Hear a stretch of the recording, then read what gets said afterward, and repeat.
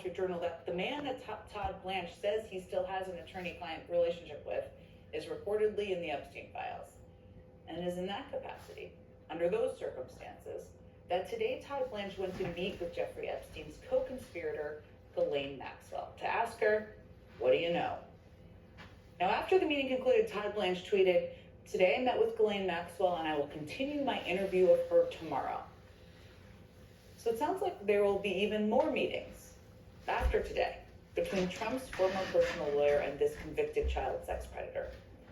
Now, we do not know what Todd Blanche and Ghislaine Maxwell talked about in that meeting at this point in time, but we do know that Todd Blanche has a long personal friendship with the lawyer representing Ghislaine Maxwell, a man by the name of David Marcus. You can see him there on your screen too.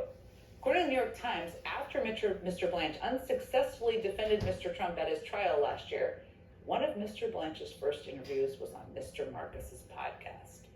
And here was how Maxwell attorney and Todd Blanche buddy David Marcus described their meeting today. We had a very productive day today with the Deputy Attorney General Todd Blanche and Ghislaine Maxwell. He took a full day and asked a lot of questions, and Ms. Maxwell answered every single question.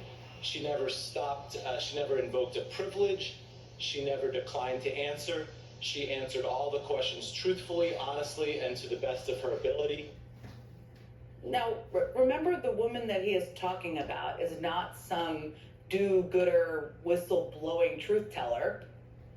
This woman was sentenced to 20 years in prison for conspiring with Jeffrey Epstein to sexually abusing children.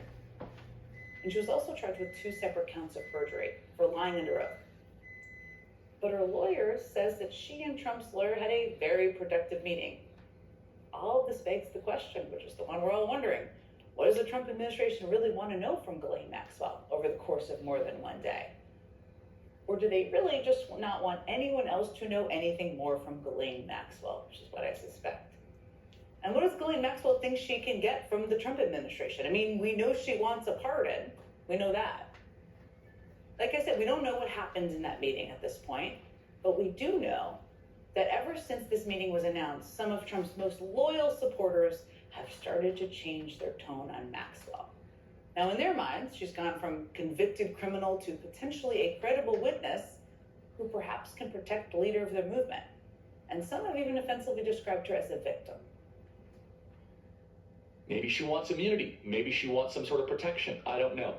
But it's definitely something that is worthy of praise and worthy of our encouragement. If you do have this information and it's able to come forward, then maybe there could be a discussion about some kind of, I don't know. I think this is great.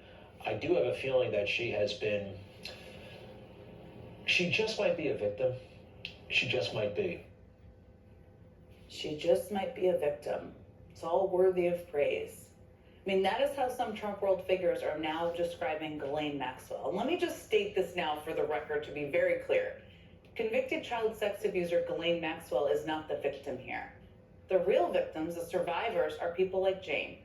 Now, we don't know Jane's full name, but we know that Jane was 14 years old when she met Jeffrey Epstein and Ghislaine Maxwell at a youth camp in Michigan. Here's what the story said, quote, Epstein first abused Jane when she was 14. Jane said that there were sexual encounters with Epstein for the next 3 years, around every 2 weeks. Sometimes, Maxwell was in the room during this sexual abuse. There were occasions when Maxwell touched Jane's breasts. Jane is a real survivor. So is Carolyn, who testified that she went to Epstein's home over 100 times from age 14 to 18, where she was told to massage Jeffrey Epstein. Carolyn said that at the age of 14, before one of the massages, Maxwell came in and felt my boobs and my hips and my buttocks and said that I had a great body for Mr. Epstein and his friends. And then there's Maria Farmer. Unlike some of Epstein's other victims, Maria Farmer was 25 years old when she says Epstein assaulted her, though her younger sister, who also says she was abused by Epstein, was a minor. Maria Farmer was an employee of Jeffrey Epstein's at the time. She says that in 1996, she was at the estate of Victoria's Secret CEO Leslie Wexner with Epstein and Maxwell. She says that Epstein and Maxwell violently groped her until she fled the room and barricaded herself in another part of the building. And during her time in Epstein's orbit, Maria Farmer says she also encountered Donald Trump. She told the New York Times that in 1995, quote, late one night, Mr. Epstein unexpectedly called her to his offices in a luxury building in Manhattan. She arrived in running shorts. Mr. Trump then arrived wearing a business suit and started to hover over her. Ms. Farmer said she recalled feeling scared as Mr. Trump stared at her bare legs. Then Mr. Epstein entered the room and she recalled him saying to Mr. Trump, no, she's not here for you. The two men left the room and Ms. Farmer said she could hear Mr. Trump commenting that he thought Ms. Farmer was 16 years old. Joining me now is Maria Farmer, along with her attorney, Jennifer